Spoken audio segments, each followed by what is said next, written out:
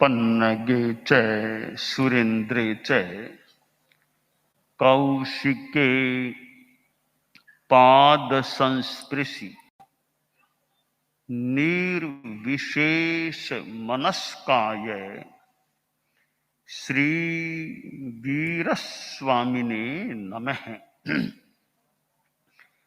श्री वीर स्वामी महावीर स्वामी को नमन किया गया है।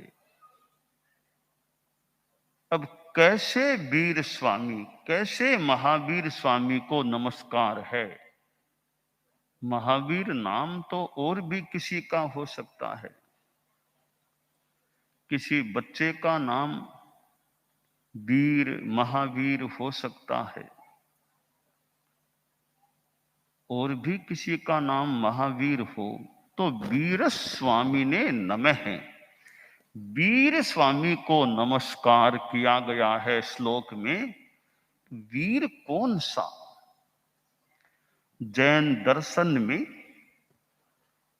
निक्षेप 4 बताए गए हैं। नाम, स्थापना, द्रव्य, भाव, ये 4 निक्षेप होते हैं। हम किसी भी वस्तु को जानना चाहते हैं तो यह स्पष्टता चाहिए कि कौन सी वो चीज है। जैसे मैंने महावीर का नाम लिया, महावीर स्वामी, वीर स्वामी। कोई कहे कि महावीर को मैं वंदना करता हूं, वाक्य तो हो गया महावीर को मैं वंदना करता हूं। अब श्रोता क्या समझे कि कौन से महावीर को वंदन करता हूं? एक बच्चे का नाम महावीर है, 3 वर्ष का बच्चा है, क्या मैं उस महावीर को वंदन करता हूं? कौन सा महावीर? करना उस बच्चे को मैं अभी वंदन नहीं कर रहा हूं। यानी नाम, जिसका मात्र नाम महावीर है, जिसमें वीतरागता नहीं है, उस मुझे अभी अभिष्ट नहीं है। ठीक है, तो फिर एक वहां कोई पत्थर है, उस पत्थर को स्थापित किया गया है। उस पत्थर का नाम भी, पत्थर को भी महावीर के रूप में स्थापित किया गया है। तो क्या उस पत्थर को आप वंदना कर रहे हो? क्या मैं महावीर को वंदना करता हूं? कोई बाहर मान लो पत्थर है, महावीर के रूप में स्थापित है, क्या उस पत्थर को आप वंदना कर रहे हो? कहा नहीं, उस पत्थर को तो मैं वंदना अभी नहीं कर रहा हूं। तो फिर कौन से महावीर? कि कोई जीव है, वो कई जन्मों के बाद महावीर नाम से कोई तीर्थंकर मान लो बनेगा, आप उस जीव को वंदना करना चाहते हैं क्या? जो अभी तो नरक में है मान लो, उस नरक में स्थित जीव को वंदना करना चाहते हैं क्या?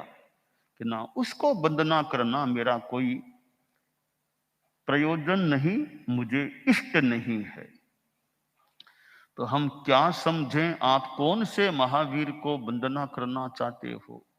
न तो उस बच्चे जिसका नाम महावीर है, उस बच्चे को भी आप वंदन अभी नहीं कर रहे हो। कोई महावीर के रूप में स्थापित प्रस्तर है, पत्थर है, आप उसको भी वंदना नहीं कर रहे हो। कोई जीव कभी मान लो महावीर बनेगा, और तीर्थंकर भी मान लो कोई बन जाएगा महावीर के नाम से, उस जीव को भी मैं अभी वंदन नहीं कर रहा हूं, जो अभी नरक में है, बाद में कभी महावीर बनेगा। तो फिर आपने कहा मैं महावीर को वंदना करता हूं, तो कौन से महावीर को वंदना कर रहे हैं?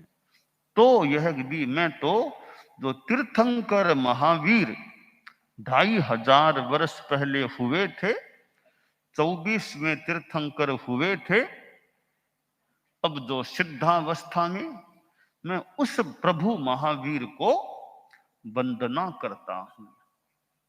तो ये 4 निक्षेप हैं, कम से कम 4 मान लें।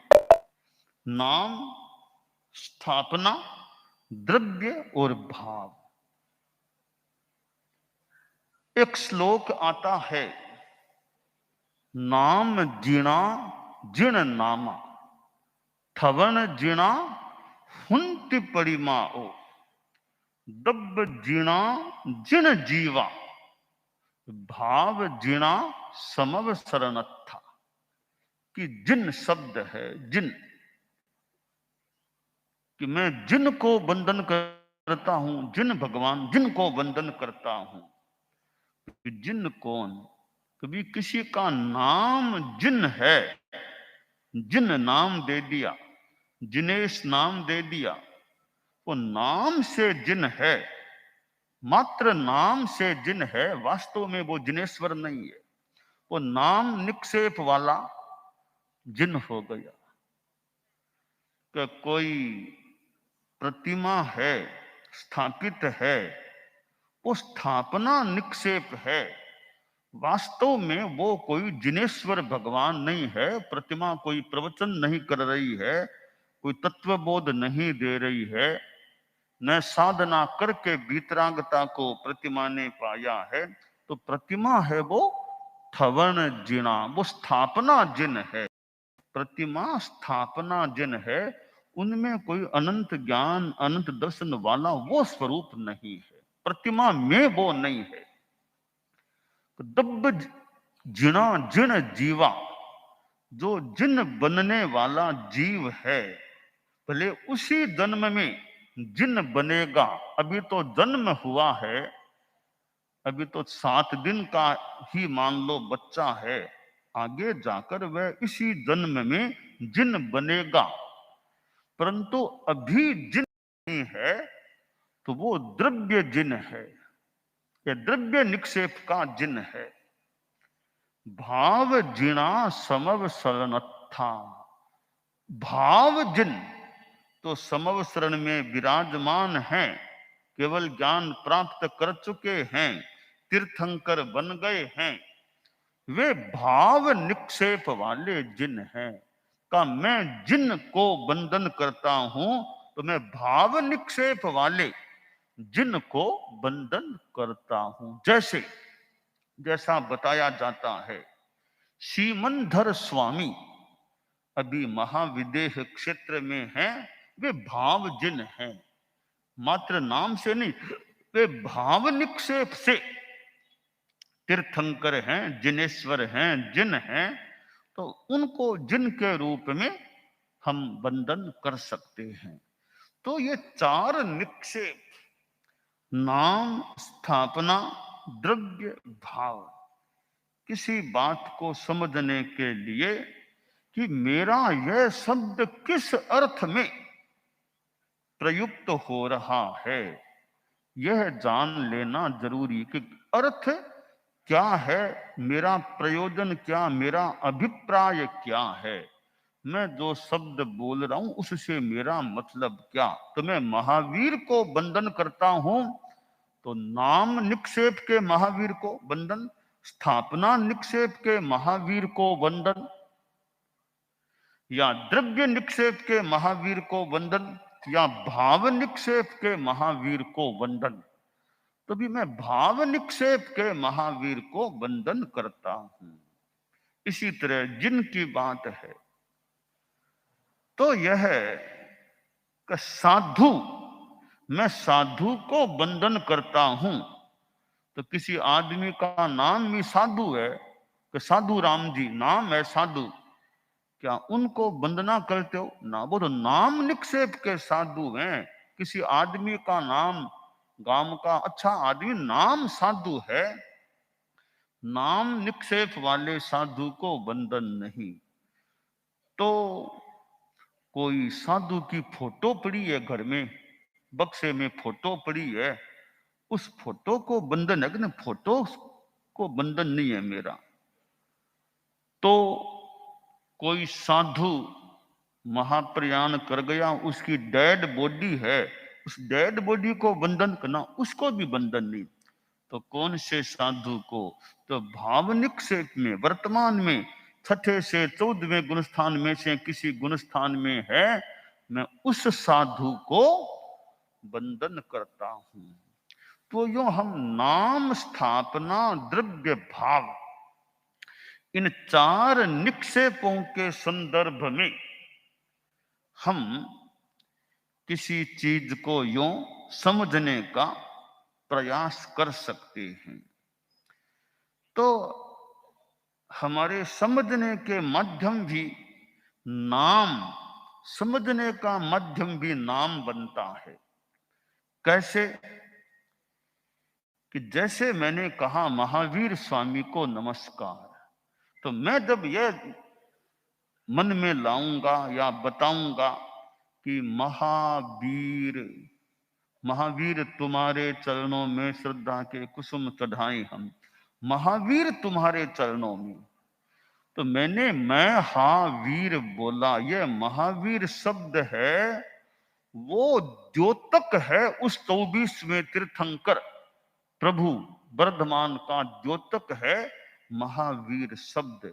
तो मुझे महावीर प्रभु महावीर का 2550वां निर्वाण वर्ष का प्रसंग, तो भगवान महावीर के बारे में बताना होगा, तो बार बार महावीर, भगवान महावीर, भगवान महावीर।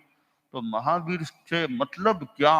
वो व्यक्ति जो 2500 वर्ष या 2550 वर्ष पहले लगभग निर्वाण को प्राप्त हुआ था, 24वां तीर्थंकर, उसको मैं महावीर कह रहा हूं। तो ये महावीर शब्द है, नाम है, वो उस महावीर को द्योतित करने वाला है। उस नाम से हम महावीर को, प्रभु को जान सकते हैं। तो जानने का माध्यम भी नाम बन जाता है।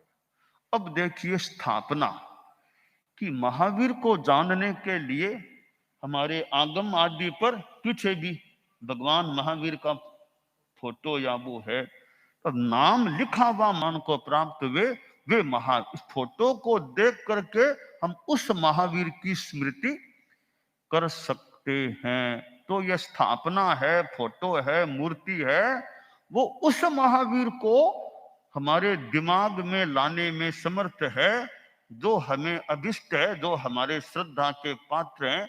हम स्थापना से भी महावीर को जान सकते हैं।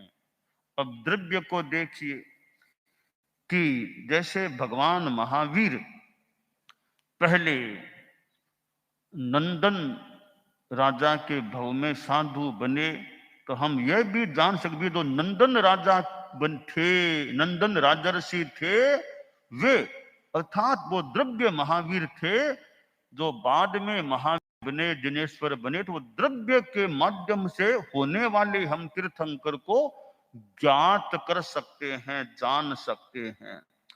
और भाव महावीर तो भाई वास्तव में जो महावीर हैं तीर्थंकर के रूप में हैं, वे भाव तीर्थंकर महावीर। तो यूं हम निक्षेप को भी संभवतः दो तरीकों से समझ सकते हैं। एक तो वो नाम, स्थापना, द्रव्य, भाव के मात्र नाम है, गुण नहीं है, गुण विहीन है, मात्र नाम। महावीर नाम बच्चा है, वो नाम निक्षेप महावीर हो गया। इसी तरह प्रतिमा है, वो स्थापना निक्षेप महावीर हो गया। इसी तरह द्रव्य जो अन्य गति में, वो द्रव्य निक्षेप के रूप में महावीर हो जाए, और भाव निक्षेप जो वास्तव में महावीर के रूप में। एक तो यह निक्षेप की सारी बात है। दूसरी बात है, इनके माध्यम से हम, इन माध्यमों से महावीर को जान सकते हैं। नाम के माध्यम से महावीर को हम समझ और समझा सकते हैं। रूप या स्थापना के माध्यम से हम महावीर को समझ और समझा सकते हैं। द्रव्य के माध्यम से भी महावीर से अवगत हो सकते हैं। भाव तो वास्तव में है ही। तो यह निक्षेप की जो बात है, आचार्य भिक्षु ने निक्षेपों पर एक छोटा सा ग्रंथ कह दें, जो भी वो भी एक राजस्थानी भाषा में उनका है। और भी हमारे आगम वांग्मय में भी और भी ग्रंथों में हमें निक्षेप के बारे में जानकारी मिलती है। तो जैन दर्शन का एक ये सिद्धांत है, एक चीज है निक्षेपवाद। निक्षेप न ये निक्षेप प्रमाण, ये निक्षेप है। नाम, स्थापना, द्रव्य भाव, कम से कम ये चार निक्षेप हो जाते हैं, जो हमें आगम के व्याख्या ग्रंथों में भी ये नाम, स्थापना, द्रव्य, निक्षेप के बारे में हमें जानकारियां मिलती हैं। और हमारी परंपरा में भी कि वंदनीय है तो भाव निक्षेप है, कि मात्र नाम वंदनीय नहीं, कि साधु नाम का बच्चा है वो साधु के रूप में वंदनीय नहीं। कोई साधु की फोटो कहीं पड़ी है, वो साधु के तरह, साधु के रूप में वंदनीय नहीं। साधु की डेड बॉडी है, वो साधु की तरह वंदनीय नहीं। तो वास्तव में वर्तमान में साधु है, वो साधु के रूप में वंदनीय होता है। तो ये चार निक्षेप हैं, थोड़ा सा गहरा विषय है, और ग्रंथों में पढ़ करके समझ करके निक्षेपों के बारे में जानकारी भी प्राप्त की जा सकती है। तो यह जो एक श्लोक है छोटा सा निक्षेप को बताने वाला, हमारे साधु साध्वियां समणियों को कईयों को याद हो, न भी हो। जिणा जिण नामा थवन जिणा हुंति पड़ी माओ, दब्ब जिणा जिण जीवा भाव जिणा समव शरणत्था। कि नाम, स्थापना, द्रव्य, भाव, इन चारों निक्षेपों को उदाहरण सहित एक श्लोक में प्रस्तुत कर दिया गया है। नाम जिणा जिण नामा, थवन जिणा हुंति परिमाओ, दव्व जिणा जिण जीवा भाव जिणा समव शरणत्था। तो 24वीं में जयाचार्य प्रवर ने भी विमलनाथ भगवान की स्तुति में भी ये निक्षेपों के संदर्भ में विमल गृहवासे द्रव्य जनन था, क्यों निक्षेप की बात भी उन्होंने 13वें गीत में भी कुछ प्रस्तुत की है या आई है। यूं हम निक्षेपों के माध्यम से किसी बात को अच्छी तरह समझ सकते हैं। शब्द की परिभाषा तय हो जाए। मैं एक पुस्तक लिख रहा हूं, तो मेरा यह स्पष्ट हो, यह शब्द है, मैं इस अर्थ में काम में ले रहा हूं। कि जैसे कि मेरी पुस्तक में बार बार गुरुदेव शब्द आएगा, तो जहां भी गुरुदेव शब्द आए उसका मतलब पाठक यह समझे कि गुरुदेव तुलसी, गुरुदेव तुलसी के लिए बार बार मेरी पुस्तक में, तो बार बार गुरुदेव तुलसी लंबा पड़ेगा, तो गुरुदेव ने कहा, गुरुदेव ने मुझे कहा, गुरुदेव ने मुझे बुलाया। तो जहां भी गुरुदेव शब्द आए तो पाठक इसका मतलब आचार्य तुलसी, तेरा पंथ के 9वें आचार्य, उनको समझे। मैंने लिख दिया भी मेरी पुस्तक में जहां भी शब्द आएगा आचार्य वर ने मुझे कहा, आचार्य, तो वहां आचार्य वर का मतलब यह समझे आचार्य महाप्रज्ञ जी, तेरा पंथ के 10वें आचार्य। तो यो मैंने भूमिका में दे दिया कि मेरी इस पुस्तक में आप इन शब्दों का यह अर्थ समझे। तो फिर पाठक के लिए क्लियरनेस, स्पष्टता रहेगी कि गुरुदेव का मतलब आचार्य तुलसी, आचार्य का मतलब महाप्रज्ञ जी प्रवर। तो यो यह परिभाषा कि मेरा यह शब्द अमुक अर्थ में मेरी इस किताब में है, यह स्पष्टता रहती है, तो वह पाठक समझने में सुविधा का अनुभव भी संभवतः कर सकता है कि एक शब्द के अनेक अर्थ हो सकते हैं।